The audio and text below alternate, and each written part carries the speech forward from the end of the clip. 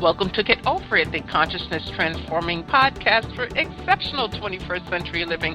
We have a very interesting show today. We're going to be talking about adult children who are estranged from their parents. So we're going to be speaking with Tina Gilbertson, and her book is Reconnecting with Your Estranged Adult Child. Practical tips and tools to heal your relationships. And folks, this is really important, especially in this time of everything that we're going through with the virus and the political scene and this, that, and the other. We need more love out there. We need more connection out there. And if you find yourself in a situation where you are estranged from 1, 2, 3, 4, however many kids you have that you're estranged from, Tina's information will definitely help you. Excuse me. Now, the information shared on Get Over It uses intuitive and pragmatic insight to help you shift your consciousness to break through the blocks and release energy that is no longer needed. Yes, we're going to help you let go of the BS that has been holding you back. But you guys know I always ask that question, are you truly ready to? And by the way, folks, BS is belief system. A bit about me for my new listeners. Intuitive since birth. I'm a third-generation intuitive with over 3 decades of experience supporting people to break through the blocks along their path. I'm a strategist for personal and professional transformation, revealing cutting-edge information that enables you to prosper and thrive. I spent 25 successful years in corporate America as an executive sales professional, and I am the founder of Healing Visions Ministries and the Northern California Children's Education Network, a 501c3 nonprofit. I also authored 2 books. I provide consultations and healings in all areas of life that heal the mind-body-spirit connection, allowing you to live your absolute best life. Now, my clients tell me that I keep it real while providing them with accurate information to assist them along their journey as a spirit living a human existence. But they also say, if you really don't want to know, don't ask Monique. My background includes a doctorate in metaphysics, Reiki master teacher, ordained minister, and clinical hypnotherapist, so whether you are stressed, depressed, or possessed, I can help. To find out more about me and the services I offer, check me out online, and that's at MoniqueChapman.com. And I invite you to like me on Facebook and follow me on Twitter and LinkedIn. My guest today, Tina Gilbertson, is a psychotherapist and author of Reconnecting with Your Estranged Adult Child. Her work has been featured in Forbes, Fast Company, Glamour, Real Simple, and Redbook.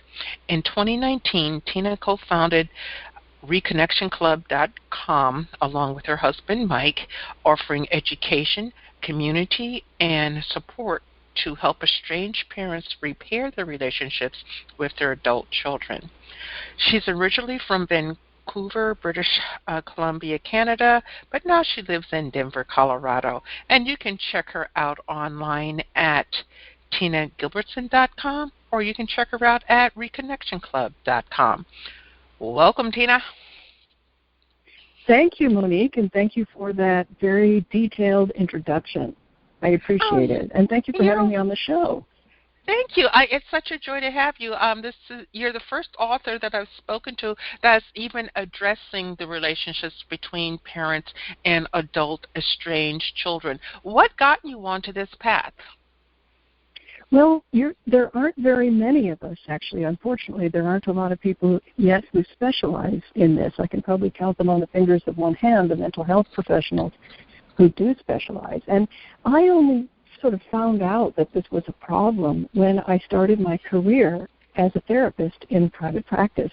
And I had clients who were coming in and telling me that they didn't want to return their parents' calls, they didn't want to go home for the holidays.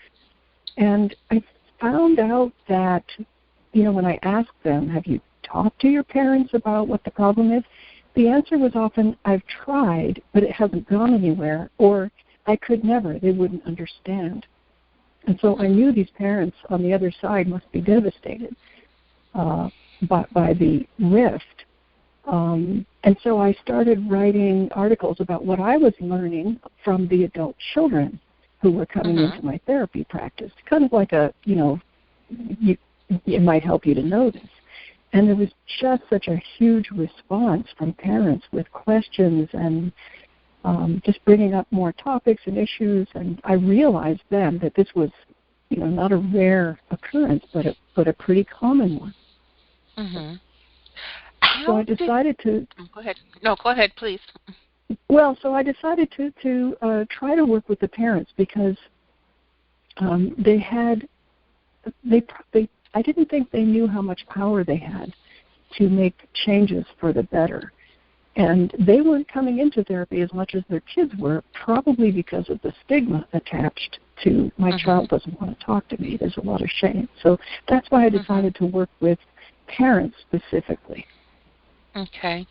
Let me ask this question. What gets a child to the point where they don't want to talk to their parents? I mean, I am, late 60s, and looking back, I mean, there was parents who definitely weren't good parents because the kid would come to school with bruises on them or whelps from being beaten, but they still seem to love their parent and want to be with their parent. So when did this shift occur that kids all of a sudden hate their folks? Yeah, well, it does seem like a sociological shift, and I will leave that to the sociologists. But I got to tell you, my own grandmother, who was born in the early 20th century, cut off her family entirely, and my mom grew up without knowing her grandparents on that side. So estrangement from parents is not new. It's probably more visible now because everybody's talking about it on the Internet. But it's not a new phenomenon, and apparently there are some references to estrangement in the Bible. So it's been around a long time, but nowadays, and maybe the reasons have always been the same, but there are various reasons why a child might decide to step back. Part of it, I want to say, is luck. You may have a child who just values family, and no matter what you do, they are not going to abandon you. They're not going to reject you because there's some luck involved. Another thing might be temperament. Maybe you have a child whose temperament is very different from yours, and it's been hard, even just since they were a kid, they were maybe a little bit harder to raise than your other children. So there may be a temperament mismatch there. But by far the greatest reason that is cited by these adult children in the research that has looked into estrangement is feeling, and this is heartbreaking for parents, that they feel unloved, invisible, unsupported. And this is, a shock to many parents who are like, I have always loved my child, and the fact that the child doesn't know that or doesn't feel it is a huge disconnect. But it just seems weird that a child would just want to pull away from the parent. So let me ask you a question. What's the difference, because there might be a difference here that I'm not wrapping my mind around. What's the difference between an estranged relationship and a kid who just doesn't want to check in or, just ignoring or not speaking to you until they feel like it? Well, I'm glad you brought that up because there is another kind of more natural reason, and that is independence. At a certain point in life, for many, it's in their early 20s, but nowadays, it could be any age. When the child is leaving home or really psychologically breaking from the nest, and they just need space to become who they're meant to be. And this can happen in very loving, very close families where the parents are absolutely mystified as to why their loving, close child suddenly doesn't want to return their calls. It may really be motivated by a natural psychological process of development that you and I have had to go through, that all of us have to go through, of individuation, becoming independent, becoming the person we're meant to be. And almost like the stronger your family identity, the harder it may be for a particular child in the family to find his way, to find himself, not as a member of this family, but as an individual. And so that is not necessarily anything to do with feeling unloved or feeling invisible or feeling unsupported. It's more to do with, I just need some space. I don't want to have to check in. They want to know you're there, but they don't necessarily want to be talking every day or every week. Okay. Well, when my oldest moved out of the house, he first, I'm on the West Coast, he moved to the East Coast, and I'm like, ah. And you know, I'm like, oh, okay, so what could I do? So each morning, all I did was I sent him a text, and it was the same text every morning. It was, have a wonderful day, love you, stay safe. And I had told him beforehand that I'd like to send this to him if it's okay, because that way he hears from me and he knows I'm okay. If he responds back, I know he's okay, and life goes on. And that has worked out fairly well. My youngest one, I send the same thing, and he will respond immediately, I love you too, but there's a little bit of an issue there.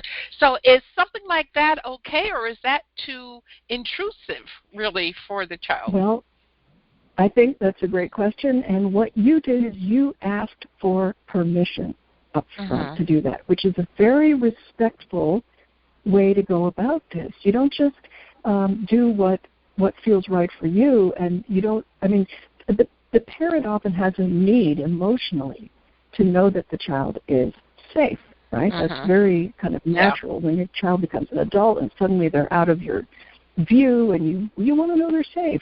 But that is an emotional need that's about you rather than about the child, who may need to feel untethered and free. But you asked for permission and you got a yes. Now, some parents might ask for permission, get a yes, and the yes changes over time as the child realizes, you know what, I don't love being disconnected this much of the time. And so, that may change. But asking for permission is always a very respectful thing to do, because when they're kids, you don't have to ask for permission for anything. You just do what you feel is right for them, and it's quite a big change. Yeah. Well, some parents are more likely to ask for permission even when the child is 3, and if you do too much of that, that's not great either, because then the child feels like he's got too much power, and that's scary for a child of 3 to have more power than his parents.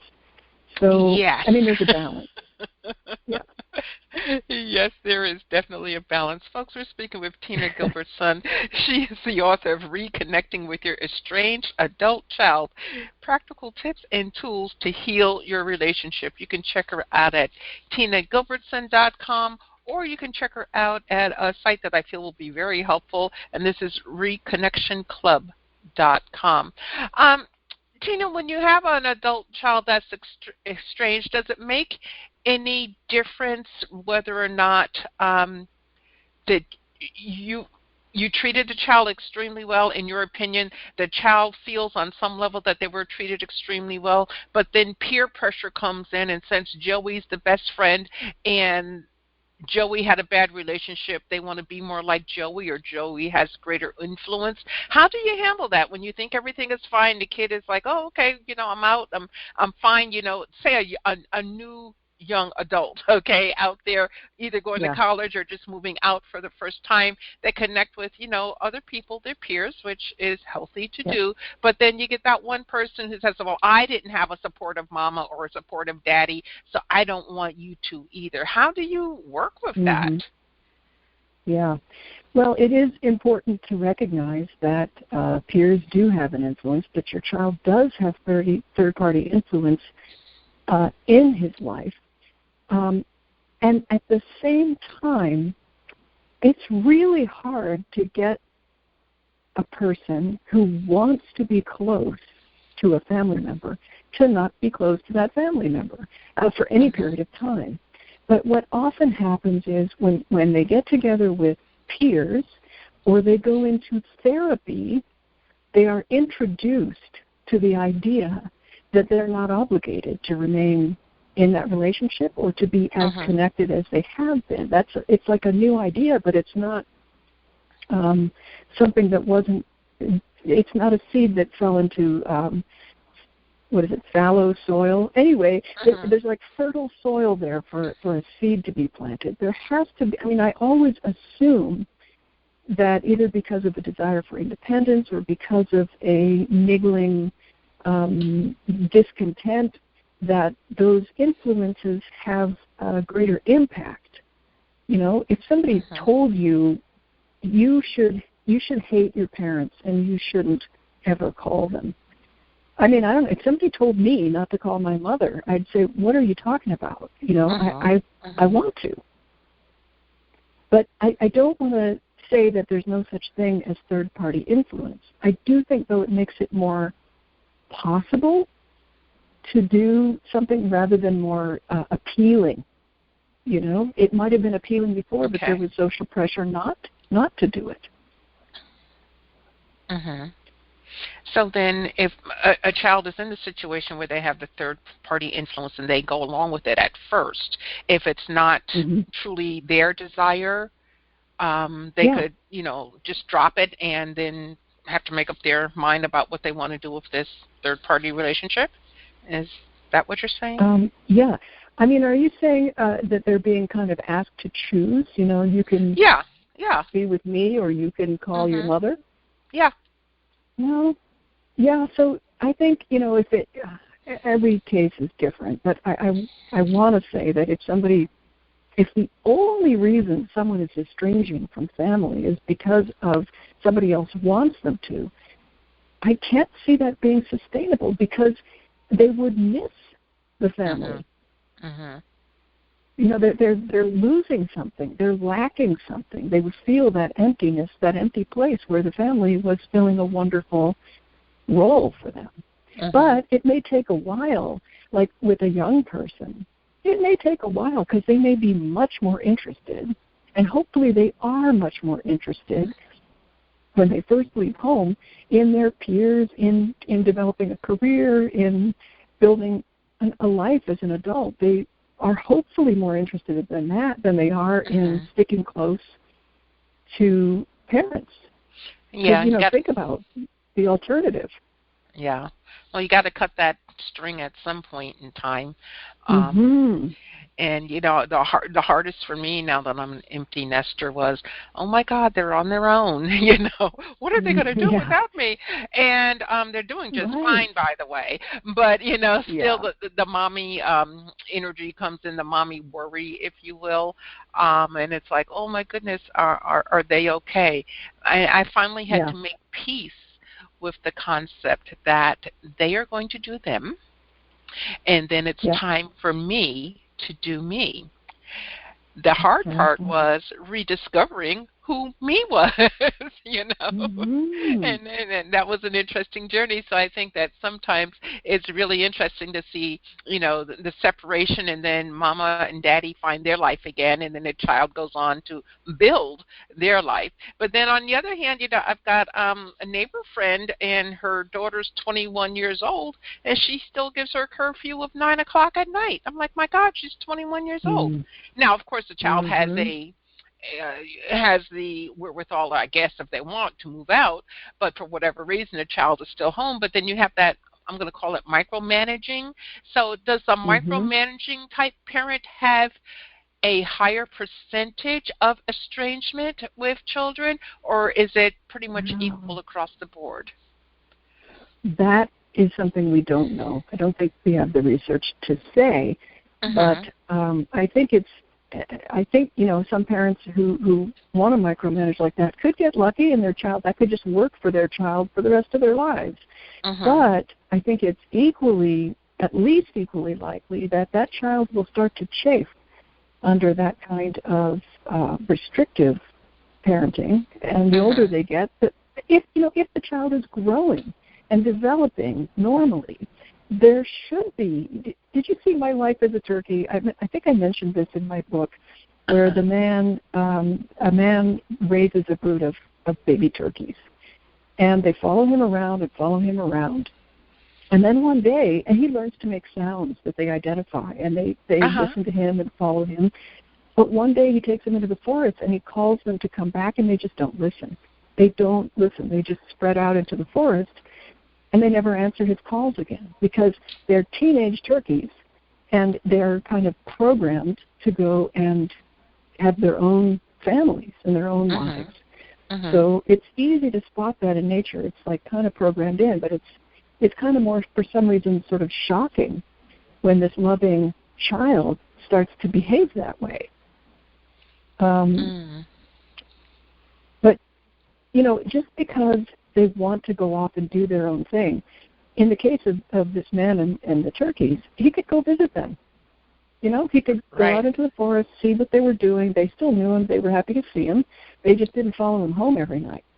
Mm-hmm. So it's not like if you let your child go, that means you'll never, ever be close. You'll be forever separated. You can never have a relationship that's fulfilling. Not at all. It's just a different kind of relationship. And that concern, you touched on something that's really important, that concern about are they doing okay. You were able to tease apart the kind of, again, hardwired, I need to know my kids are safe, from, the element of who am I if I'm not taking care of my kids? Who am I if I'm not keeping them safe? And that's a very important thing to be able to do, to reclaim yourself as an individual. Yeah, because especially me, I'm a Cancer birth sign, so I just smother everything, and I do, I'm real honest about where I'm at, and when the first one moved out, I was heartbroken. I mean, he had to go on and live his life. So please don't take out of the conversation here that I was against it, but I knew he had to go on and live his life. But I'm like, oh my God, there was such a void there. And then when the youngest moved out, I looked at my husband. I'm like, and who are you? And then we had to start building our relationship again. So it was quite interesting. But I deviate from our point. What are some of the reasons that a child would just cut off their parents? I mean, especially if the parent feels they're loving and everything is wonderful, they don't see it coming. What are the underlying reasons why a child would just say, Well, I mean, part of it is obviously a communication issue. The child may not either know or be able to communicate effectively about either what the issues are or how much space they need. In the case of a child leaving home and just needing more space, they may love the parent very much and not be able to say, hey, could you not maybe text me as much? Could you not, is it okay if I don't come home for this holiday? Or it may be very, very difficult for an adult child because they don't necessarily want to hurt their parents, and they maybe either they don't want to say or they can't say why they want this distance. So communication is a big one, and if you're not used to, many families, including my own, we didn't grow up talking about our relationship. At all. I mean, we wouldn't have known how to do that. And so, I mean, when a child is, for whatever reason, chafing inside the relationship for some reason, either they don't feel seen, maybe they feel like the black sheep of the family, they don't feel they fit in, or they just need that space. What was I going to say? Middle-aged brain. Oh, trust me, I got the senior brain. I understand. Well, when it comes back, you can weave it into our conversation. So let me ask another question. How does the family dynamic truly create change, both within and without, regarding letting the young person go and allowing them to live their life and allowing them the amount of contact that they feel comfortable with? I remember moving out from my home way back when, and my father was just incensed, oh my God, you're moving out, and I was 20, and he didn't want to hear it, but then he finally came to my apartment. He goes like, oh, this is really nice. I'm like, yeah, why wouldn't it be? You raised me in a nice place. But he wasn't, it took him a bit of time to accept the reality that I wasn't coming home each night, and I forgot where I was going with that. So, go ahead. It is a big transition for the adult child and also for the parents. I mean, parenting a child is very different from parenting an adult, and it's not something that we automatically know how to do. But some families have different levels of differentiation and individuation. These are like fancy psychology terms, but what they basically mean is that people are respected as separate individuals. And there aren't really rigid rules for how we behave. Yes, every family has its traditions and its kind of unspoken rules about how we communicate and stuff like that, but some are more threatened than others by somebody wanting to go off and do their own thing. Mm-hmm. And there can be unmet needs also in the parent, like we need this kid to stay home and run interference between us and this other kid. You know, there's a lot that can go on in families that make it get in the way of being able to just allow a kid to become an adult and grow apart. Okay. In your book, you talk about different types of estrangement. Could you give us some examples of different types, and then perhaps a tip so that we could, first of all, recognize it and then work on moving past it or healing it? Sure. So in my book, I talk about 3 different kinds of estrangement. There was, first of all, my grandmother's estrangement, where it was just complete and utter cut off from her parents. And as far as I know, that was lifelong. I don't think that's as common these days, because it's just really, really hard to disappear out of someone's life. They can always find you and reach out, and it's just harder. Back in the when my grandmother grew up, I don't think they had telephones, so let alone the internet and Facebook and Google Maps and stuff like that. So that's like lifelong cutoff, and I think that's kind of hopefully the rarest kind.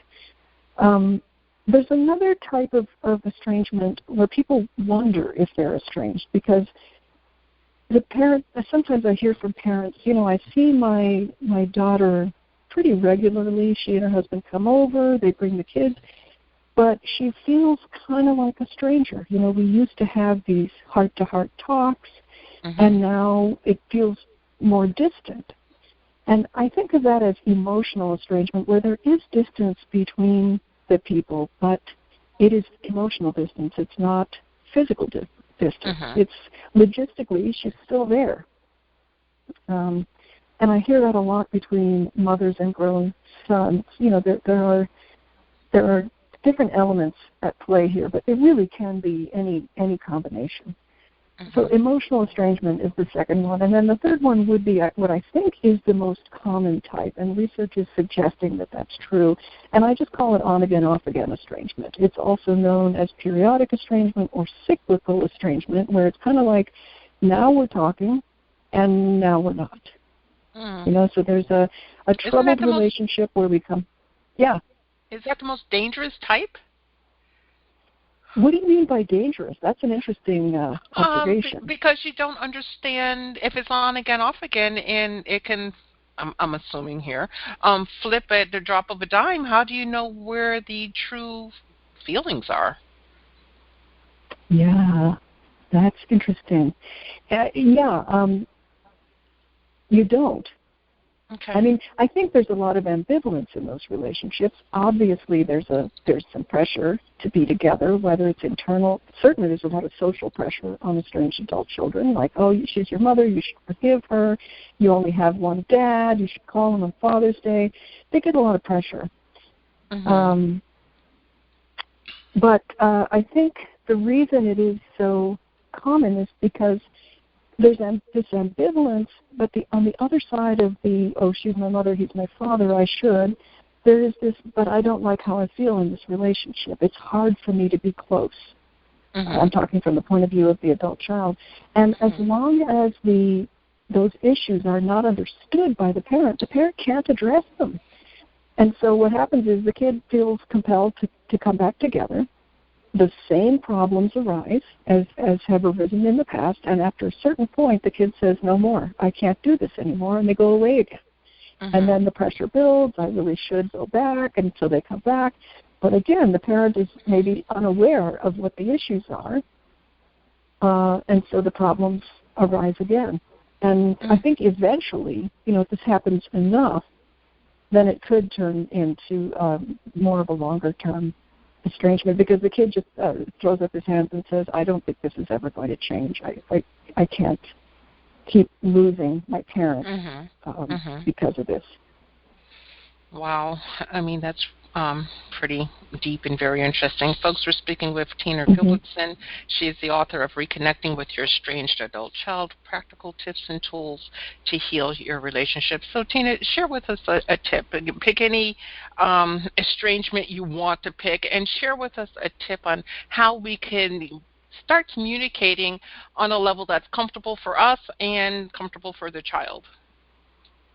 Okay, well, this is not a quick fix kind of a tip, because there is no quick fix for relationships in general. They're based on so much history, and there's just a huge, broad foundation. But I think the most important thing for parents to do to heal a relationship with an adult child is to understand themselves and their own families of origin with compassion. Mm-hmm. So if there's a problem between you and your child, you really, really need to understand that in order to fix it. But first, you want to have a lot of compassion for yourself, because this rejection cuts right to the core. I mean, to be rejected by your own child is so painful that you want to start with tremendous compassion for yourself. And then you want to start learning, what are the issues that come up between parents and children? What was my relationship like with my parents? What did I need from them that I got? What did I need that I didn't get? And in what ways did my relationship with my child mirror or go the exact opposite way? You cannot solve a problem you don't understand. And I think understanding yourself and where you're coming from is absolutely crucial to understanding your child. Because once you develop compassion for yourself and you understand yourself as a person and as somebody's child, you will automatically develop compassion for your child and be more able to hear them when they want to talk about things that are problematic, because there's so much shame that gets in the way. When a child says, you were bad to me, you were a terrible parent, I mean, what do you do with that? Right. Yeah, it's super duper hurtful, and especially when you know that you tried, you did better than other parents, it's just a recipe for debate, well, that's not quite how it was, and you have no idea the sacrifices I made on your behalf, and cut me some slack, And in many cases, the parent cut their own parents lots of slack, and they know that they did better by their children than their own parents did by them, and they want some credit for that, understandably.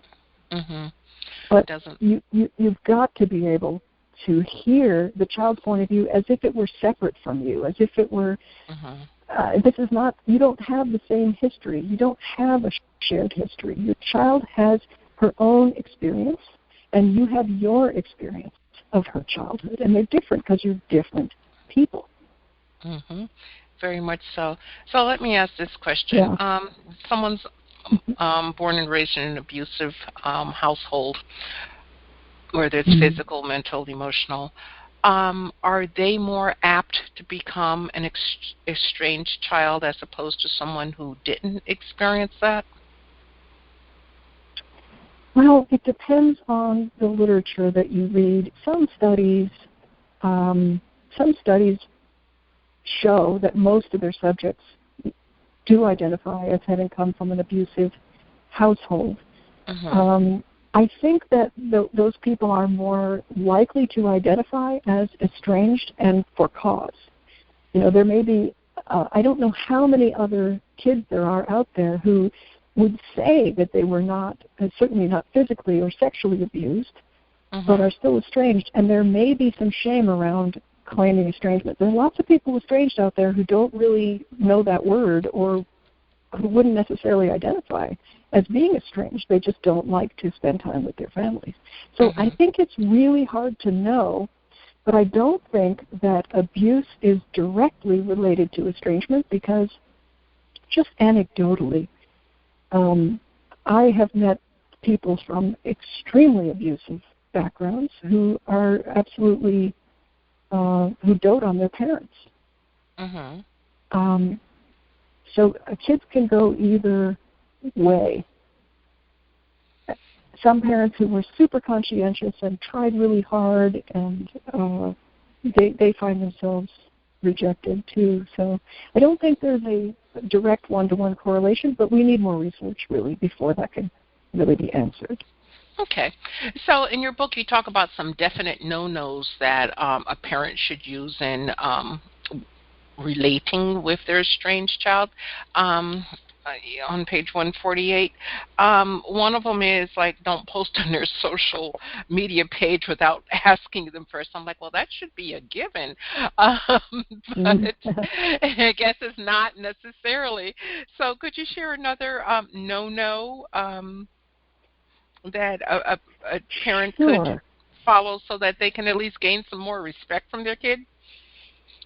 Sure. Like one thing that parents have sometimes a tendency to do is to send a long letter or a long email or a really long text kind of explaining their point of view, and you got to understand that if someone is already estranged, if they don't want contact, then they really don't want to read a long multi-page missive from you. Right. So if you want to send something and have it read, you want to keep it super duper short.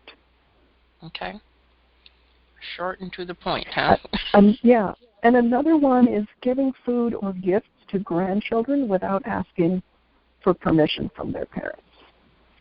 Oh, okay. Talk to me more about that. Yeah. For some estranged adult children, they find it incredibly disrespectful for their parents to try to go around them and have a relationship directly with the grandparents without involving the parents. And some people try that for a while, but the parents, as long as those kids are under 18, the parents will always have the last say in, who they see and all of that. So it is devastating to lose contact with grandchildren, and for many grandparents, they feel like if I don't send my grandchildren a gift or a card on their birthdays, they're not going to know me. They're not even going to know who I am. And so it becomes absolutely imperative that they send things to their grandchildren. But what they're ignoring is the imperativeness of, if that's a word, of having that better relationship with the parent. Because that is ultimately, they are the gatekeepers. They are the key to the grandchildren. And if you try to go around them, it's often going to backfire. Oh, what I recommend is ask first. Ask your grandchildren's parents, I would like to send gifts for so-and-so for his birthday. Please let me know if that's not okay. Ask for a no, not a yes. Because if they're estranged, asking for a yes is just tone deaf, right? The answer is no, I don't really want any contact. But if you ask for a no and you still hear silence, then you did not get a no. And, you can blamelessly send a gift because you didn't get a no. Well, what about the parent who's completely the opposite? Estranged child, a child doesn't contact them, and their attitude is like, well, screw so-and-so. They don't want to be with me. I'm just not going to contact them at all, have nothing to do with them. Then all of a sudden Johnny calls Mommy, but Mommy doesn't want to be bothered with Johnny because she's pissed off. Yeah, that's a really sad situation. Most of all of the parents I work with, it's not that way. They would love to have Johnny come back. But there are many people out there, apparently, who avoid the child because they've been so deeply hurt, and they decide, that's it. I'm through being hurt. I'm through feeling less than, and they withdraw from the relationship. And I think that's just terribly, terribly sad. I do think people need to do what they need to do in order to protect their hearts, especially if there's been mistreatment or, an ongoing problematic relationship. But I think a lot of the times the parents are kind of almost treating the kid as a sibling or a peer and saying, it's tit for tat. You do this to me, I'll do it to you. And often what really is needed for reconciliation is for the parent to step up and say, I am the parent, you are the child, I'm going to take control of repairing this relationship, and, you can come along for the ride, but here's what I think is needed. Somebody needs to be the captain of the ship. Yeah. I tell my guys, I said, you know what? No matter how old you are, I'm still your mama as long as I'm on earth. I don't, put down edicts or preach to them, but it's like, just letting them know I'm still here. I can still be here for you if you want. And if not, that's fine too. And again, I think it's all about the parents at a certain point finding their life again, because most parents that's so important. Yeah, they'll put so much into the child, which is great, but then sometimes we don't know when to pull away. And a lot of parents worry that if they turn away from their child, if they turn to themselves and start, taking up art again or going back to school or starting a business, that they are somehow a bad parent because they're not chasing down a child who doesn't want to hear from them. And that is not true at all. I mean, it's very different from being sort of petulant and saying, well, fine, if you reject me, I'll reject you. That's not what we're talking about. We're talking about, I'm going to find myself. I've done the parenting thing. You guys turned out just fine, and now it's time for me to find me again. But that's not the same as giving up on a relationship. You can have both, and in many cases, in order to have a relationship with your child, they need to see you being a person and not needing them in your life. I mean, ironically, paradoxically, in some cases, the less you need your child, like emotionally need your child, the more comfortable they are coming around and being present in your life. Okay. In your book, you talk about the pain of silence. Tell our audience about that. Yeah, I think when parents don't hear from their child, the silence is painful just at a baseline because they're missing their child. But there are also lots of interpretations that parents put on that silence. Like, what does it mean that my child isn't calling me? Does it mean I'm a failure as a parent? Does it mean they hate me? Does it mean, many parents who are really, really suffering from estrangement were rejected before their child was even born by somebody who was important to them. And so when they have that silence coming at them from their child, they are interpreting it as, you are not worthy, I don't love you, and all kinds of incredibly hurtful interpretations. And I think in the book I have some other interpretations of silence, so that are probably more accurate in most cases. For example, I need some space right now. That is not about the parent's failings in any way. So silence doesn't have to be extraordinarily painful. Yes, you can miss your child, and that hurts to not have them in your life, the person who is your child, and there's no fix for that. That is the pain of estrangement. But you don't have to have layer upon layer of, this means I'm unworthy, this means I'm terrible, this means I'm unlovable.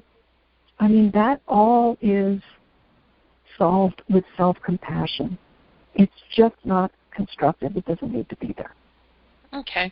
Now, what about, say, Betty moves out, she's a child, and she's living her life, not communicating with the folks at home, and then she runs into a financial snag, and she calls up, and she goes, hey, I need $5,000. Give it to me now. Is the parent truly obligated to shell out that $5,000 to a child who hasn't said hello to them in the last 2 years? No, obviously they're not. That's their money. But that means that their child sees them as a resource. So they have done something right in raising that child for the child to actually view them as a resource. They've been there for the child in certain ways. And, of course, that is something that parents should do. They should be there for the child. When your child is an adult, you will want, and this is something I see not happen enough, to set boundaries. It seems weird to set boundaries with a child who's not talking to you, right? But you have to have boundaries for when they come back. You might want to know, if she comes back, how much money are we willing to give her? And over what period of time? Maybe you, just in your mind, that, we will give $5,000. And then when you give it to her, you say, we're happy to give this to you. This is all we have for this year. So I hope it comes in handy. Okay. That's up to the parent. Put that limit it's not right up to them to get mad. What's that? I said you put the limit out front. You let them know that this is it. Yeah, it's not fair to suddenly say, oh, yeah, I know, I've been giving you money for 18 years, but now I'm not giving you any all of a sudden. Parents get angry when their kids, they feel used, of course, like an ATM when their kids come and want money. But we get angry when our boundaries are pushed. And that's why we need to know our boundaries, and we need to hold them for ourselves, because she's done nothing wrong, the kid, by asking for money. She needs money. She knows her parents love her. So she goes to them for money. She's not doing anything wrong. It is up to the parents if they want to set a boundary. Okay, very good advice. So say, someone has gone through all of this and, nothing's working. They're pulling back. They're doing everything that they can possibly think to do. When does one know it's time for therapy for themselves, not for the kid, but for themselves? I would say on day one. I think estrangement is a crucible that, as you were alluding to before with kids leaving home, it kind of shows you yourself and where you're at. And if you're feeling absolutely pierced to the core, if you don't know why this is happening, therapy for yourself is a wonderful idea. And it's important, obviously, to find a therapist who is compassionate, who is not judgmental, who can sit with you. And, sometimes people, because I'm a therapist, they'll say, I can't find a therapist in my area who specializes in estrangement. And I always say that doesn't matter. A good therapist can help you work through your stuff. And as I said earlier, working through your stuff is kind of the most important thing that a parent can do. Okay. In your book, though, you have a section entitled When Therapy Leads to Estrangement. So how could therapy, if it's good for everybody, lead to estrangement? Well, yeah, that's a good question. So often an adult child will get into therapy, and the next thing the parents know, he's cutting them off. And they think, well, that therapist turned my child against me. And, of course, that's what they think, because that's what happened. The kid went into therapy, and suddenly he doesn't want to talk to his family or his childhood friends anymore.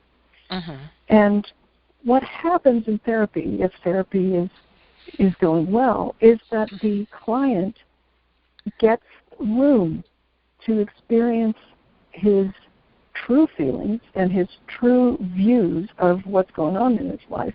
And there's somebody sitting across from him who's not judging, and who's just reflecting what they hear. And, once they get that kind of room and that container to have their feelings and to know that they're not horrible if they are mad at their parents or don't want to spend a lot of time with their parents, what they get is permission to feel exactly as they do. As I said, you can't tell somebody, you can't tell me to stop calling my mom. I'm just not going to do it because I don't want to stop calling my mom. Right. So there has to be a seed. There has to be fertile soil for a seed to be planted. Okay. Now, we're going to go to your website, reconnectionclub.com. What are we going to find there? How is the information here going to help parents?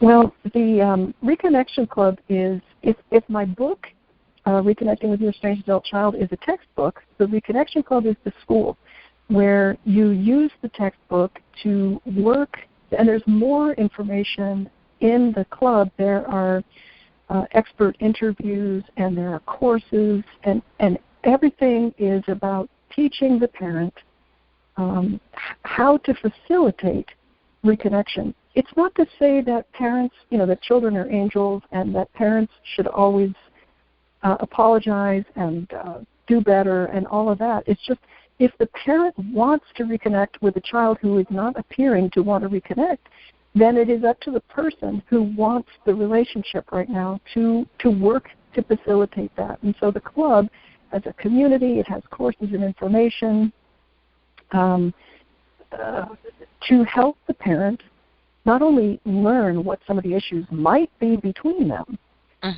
but also just learn in general about parent-adult-child relationships and to talk to other parents who have been there, parents who have gone to a wedding and it was awkward, or parents who were not invited to a wedding, or parents who didn't even know their child was getting married, and all of these scenarios where you feel like you're completely alone, and these are things that our members are familiar with. So it's another place to connect with people who can understand your pain. Okay, and then when we go to tinagilbertson.com? That is kind of a hub for everything I do. So that's kind of a website that talks about my publications, my services. There's a blog on there that I haven't really posted to for a while, but it's just a kind of a central place where you can learn about me and all of the services that I offer. Okay. Well, I haven't bought the book yet, but I intend to buy Constructive Wallowing, How to Beat Bad Feelings by Letting Yourself Have Them. Because sometimes, folks, you got to get back to the basics and figure out, where you're at and then grow from there. Tina, it's been great having you on. We're at the end of our time, but what pearl of wisdom would you like to leave with our audience today? Just that there is nothing inherently wrong with you. If you have a problem with your adult child, it does not mean that you are a terrible parent or that you are not lovable. It is so important that you extend compassion and understanding to yourself, that you try to understand yourself and that you embrace who you are. Nothing is more important than that when it comes to relationships or quality of life. Okay, very well said. Well, Tina, thank you for being the guest today, and the audience, thank you for listening to us as we collectively get over it. I am truly honored, and I appreciate everyone's time and attention, but do remember the most important choice that you can make is what you choose to make important. Consider making the masterful choice of healing relationship with your child. Abundant blessings, light and love to all. Agape.